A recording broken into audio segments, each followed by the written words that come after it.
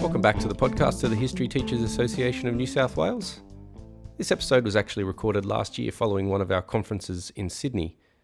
My guest is Anne Gripton from Loreto Kirribilli, who had recently presented a workshop on teaching History Extension. Now, the session had so many useful tips for teaching a very challenging course, so I thought it would be good to do a short interview to pick up on some of the main ideas Anne discussed. The main focus of the discussion was the key questions component of that course, and I'm hoping this will be particularly useful for anyone who is teaching the course for the first time or for anyone who just wants some new ideas. Remember, you can subscribe to this podcast on iTunes and SoundCloud, but for now I hope you enjoy this interview with Anne Gripton. Anne Gripton, welcome to the podcast. Thank you for having me. We're here to talk about history extension generally and mainly from a teacher's point of view. So can we start by thinking about who this course is actually for? I know Nessa would disagree that the course was originally intended for high-performing students, but to me it's for any student who's passionate about history and who's willing to do the job. I think there's this idea that, and to me it's a bit of a misconception that, because of the essay, because of the exam, that lower ability students can't access it. They have more difficulty accessing it, but with the right sort of training and the right sort of support, they can manage it. And what do you think it does? What do you think it takes to do well in a course like History Extension?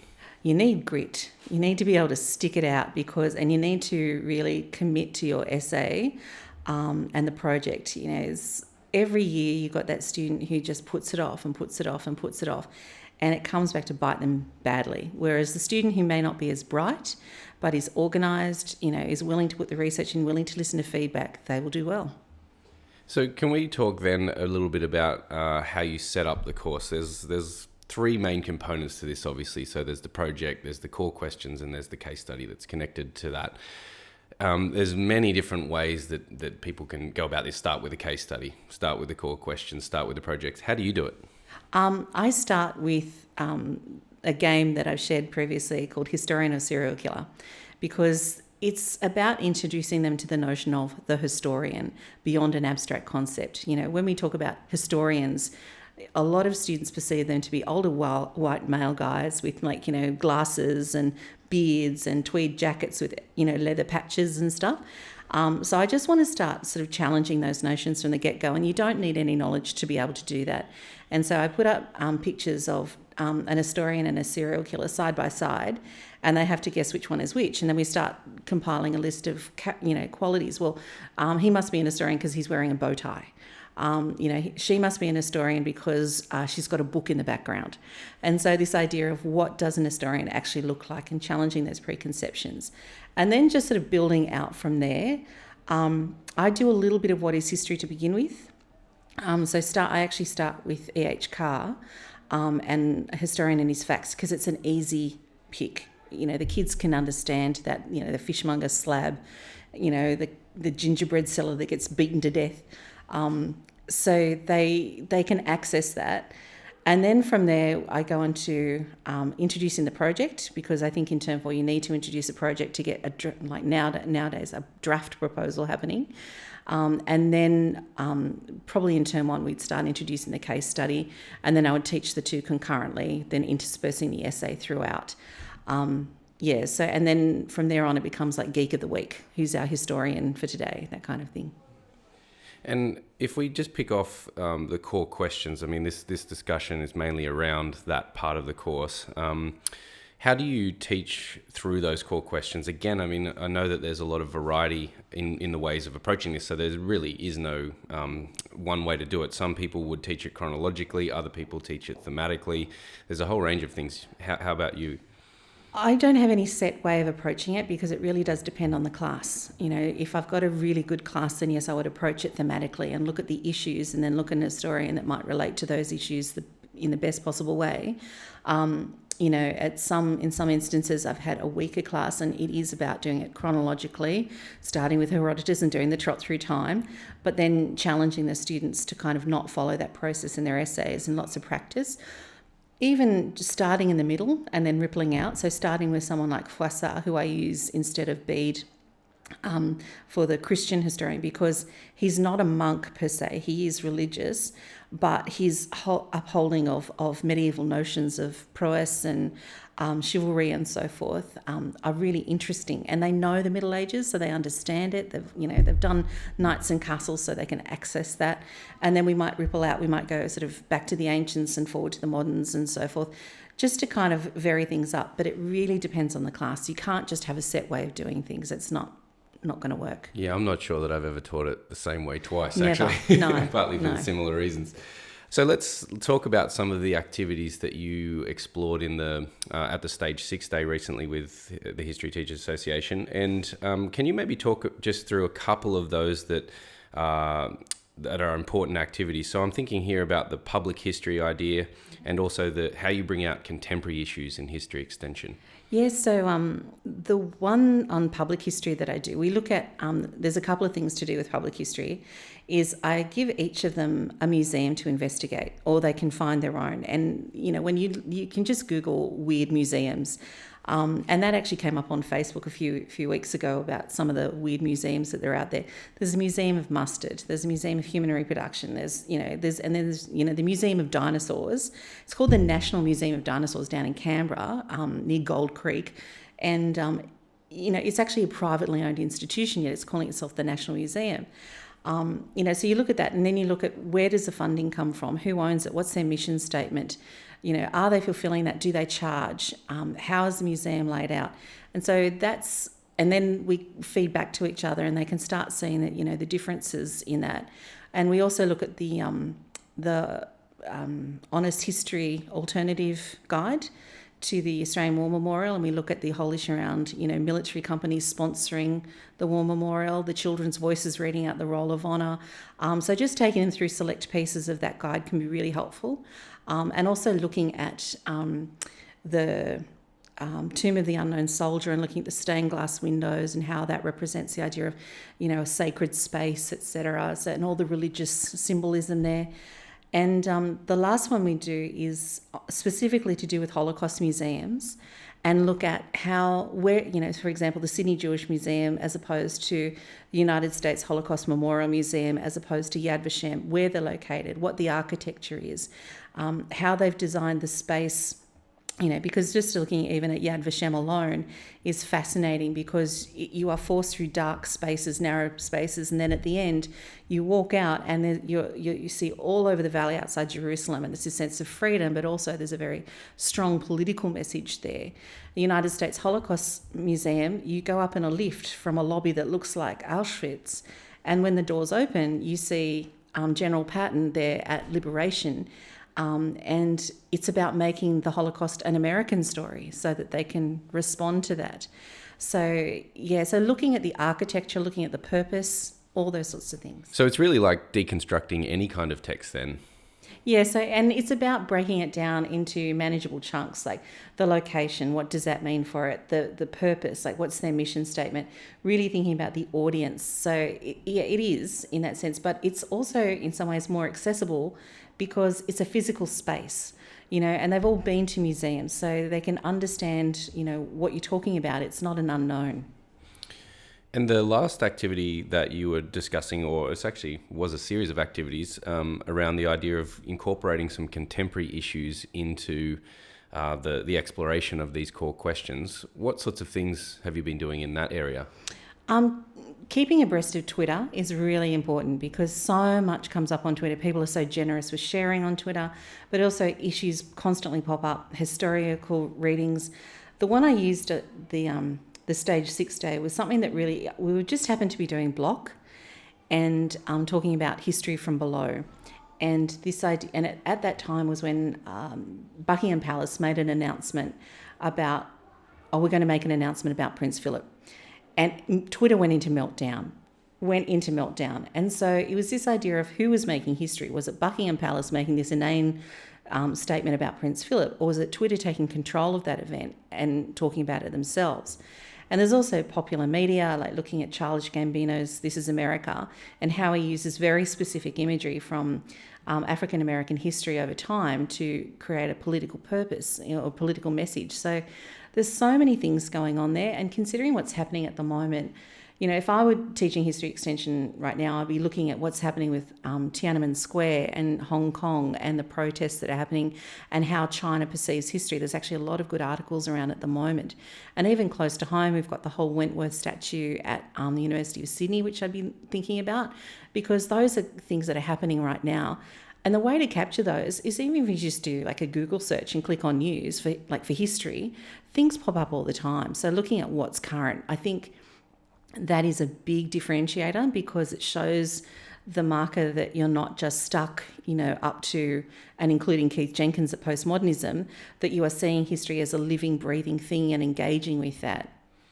And do you think it partly the aim of this as well is to sort of maybe choose a few case studies that you work with in the class? And by case studies here, I simply mean examples of contemporary history, and then trying to encourage the students to find their own and be confident? Very much so. And so we had a thing where the students would actually have to go away and come back each week with something that had happened that we could talk about. And so it was a way of getting them to engage with, and that we did a lot last year on alternative facts and fake news, and then connected that to 1984 and Winston's job of having to rewrite history, and this idea of how that's where we are at the moment. We're actually living out a novel, and the implications for that. And we also looked at that Obama video where it looks like Obama, it sounds like Obama, but it's actually just a digital reconstruction of Obama. And again, the implications of that. What does history mean when you can just create history out of nothing? So can we start thinking generally then about how this all feeds forward into the exam? We know that generally speaking, it's a source and a question. That's been the model for quite some time. What are some of the essential things that underpin, or the essential principles that underpin a good response to question one? So for me, and this would go for question two as well, it is a triangulation. You've got to have the question, you've got to have the source and other sources, and you've got to have the student's voice. And that's coming through very clearly at marking. They want to see that students aren't just regurgitating, what Herodotus thinks or what Bede thinks or what Bloch thinks. It's what they think about history, and arguing the question. The better responses really do argue the question and don't agree with the premise, so they argue the source and they pull in what they know to connect with that. And then in terms of the source and the sources, often the students respond to the source, not the question. And that's a big problem, because it means that they're not actually engaging with what they've been asked to do. And then going back to the question, thinking, is this a question about methodology? Is this a question about context? Is this a question about purpose? Is this a question about, audience? I don't know if I said that already, but the idea that they have to be, the first thing I get my students to do is identify, what is this question about? And then go from there. And then look for that throughout the source, think about their own sources. And we do a lot of work on scaffolding the essay so that they actually do use that time to plan rather than just sit there twiddling their thumbs. Because I think sometimes the temptation is there's an anxiety that you want to find out what the source is. So you get into an exam and you just want to quickly read the source, but you have to read that source through the question otherwise. Absolutely, yeah. So the first thing you do is, you read the question. Yeah, I'm channeling Bruce Dennett as I say this. You get your thumbnail and you underline or, highlight sections in the text, because you can't use your pen, but you can use your thumbnail. God bless you, Bruce. And, highlight sort of where in the source you're going to draw your ideas from. And then you start, when your writing time starts, that's when you can start actually making those connections across the sources. So can we pick apart those couple of things you mentioned before, just in a little bit more detail if possible? So triangulation and student voice particularly. What does triangulation look like? What are you talking about there? Whoa, that's a deep question. That it all works together, that the student's voice, so their thesis statement matches what their argument is, what their evidence is, what the source is saying, what the question is saying. So in any, yes, I have a scaffold that I encourage the students to follow. Whether they follow it is another matter, but always starting off with engaging with the question, how that is unpacked through the source, what are the issues here, and then connecting to other sources to support, and then linking back to the question. So, it's that classic kind of peel paragraph almost in a more sophisticated way, but really getting the students, well, okay, that's what the question is asking. What do I think about that? What do I think about what the source says about that? What do I think about what other sources say about that? So it's not just saying, well, Herodotus says this and Polybius says this and Froissart says this. It's like, well, they say this, but this is what I really think, and here's some other stuff to talk about. And the student voice aspect of that is quite strong then, isn't it? It's not just, they're not just summarising other people's views, they're not just sort of capturing the discussion, they're actually entering the discussion. That's the problem. Like a C range response will be basically some very good summary notes, whereas a better response will sort of have their summary notes but have an argument but not really challenge the argument. The best ones challenge the argument, and I think a lot of students just aren't willing to take that risk. They think that we're supposed to agree with what Nessa says, and Nessa says that these are the aims and purposes of history, so I'll go along with that. But we need to challenge, that mindset. And then another thing you mentioned is those contemporary issues and the importance of bringing those into an essay, and not necessarily just sticking to traditional sources. Can you flesh that out a little bit too? Well, you want to make sure it's a fit. You can't be artificial. It's really about having a suite of issues that you can adapt and modify to suit an argument. And if you flesh those examples out well enough, a student would be able to apply them to any given situation, you'd hope.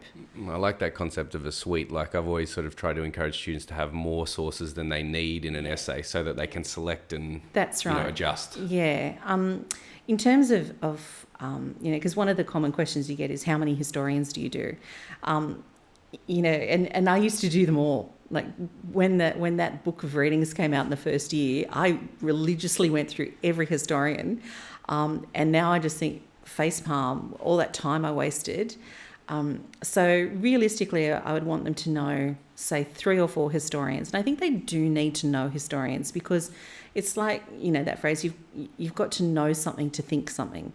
So I like them to have the baseline of historical knowledge and thinking about that substantive knowledge, because once you hear something and you understand something, you can say, well, I agree with that because, or I disagree with that because. So we use that as a base, and then moving out, I would expect the students to have a movie, a museum. I'd also want them to have a contemporary issue, maybe a novel or a historian's text, a game if possible, because I think gaming is becoming increasingly important in the historical world. And so many of them play those games anyway that it's a really good no-brainer to kind of engage with historical thinking there.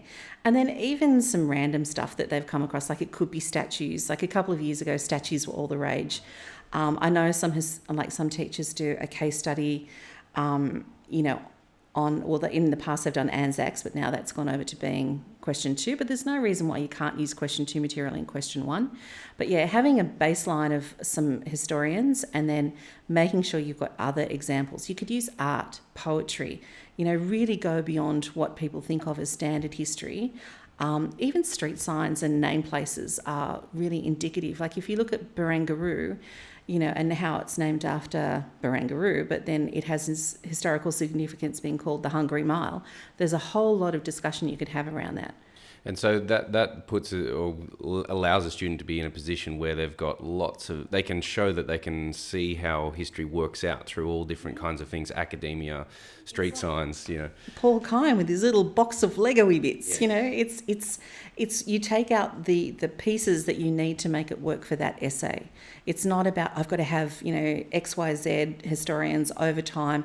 You could effectively argue that 20th century historians are over time because of the rapid change in historical thinking, in that time period. So it's just how a student is able to use what their toolkit has. One of the tricky things there, though, is that, unlike some other more traditional subjects that have a clear content focus, and you can sort of imagine as a student how you're going to set up some study notes for this, how do you do that with when you're talking about street signs and so on? Oh, no, well, that's actually quite I get the students to do a table, so there'll be their sources down one side, and then it will be context, purpose, objectivity in history, audience, it's, mission statement, so they can start to see trends. So if they know that the question is about context, right, I go through my context column. If I know the question is about audience, I go through my audience column. And so I think that's actually one of the easier things to do. Okay, so do you have any other advice for teachers who are coming to this maybe first time or just wanting to revisit the way they teach this? First thing I do is really reach out. There are so many generous teachers out there who want to share what's happening in their classroom. And I've always found that, they're so, giving. And just talking about it, you can't do it in isolation. Even asking or offering to mark other people's papers, because often you're marking your projects in isolation, and that's really problematic, I think. And while we would like to see an ESSA solution to that, that's not going to happen anytime soon. So getting out there and seeing a range of project samples would be really good. I would actually start encouraging teachers to look at how you could use a visual source in the exam. It hasn't happened, it may not ever happen, but wouldn't you kick yourself if it did happen and you hadn't done anything about it? And that would be quite interesting. They could use a photo of a statue, they could use a movie poster. So thinking about how that could be used within the context of an essay. So reaching out, sharing as much as possible, getting involved as much as possible. Those are things that, no matter who you are, no matter how experienced you are, you should be out there thinking about. And put up a Google News alert and join Twitter.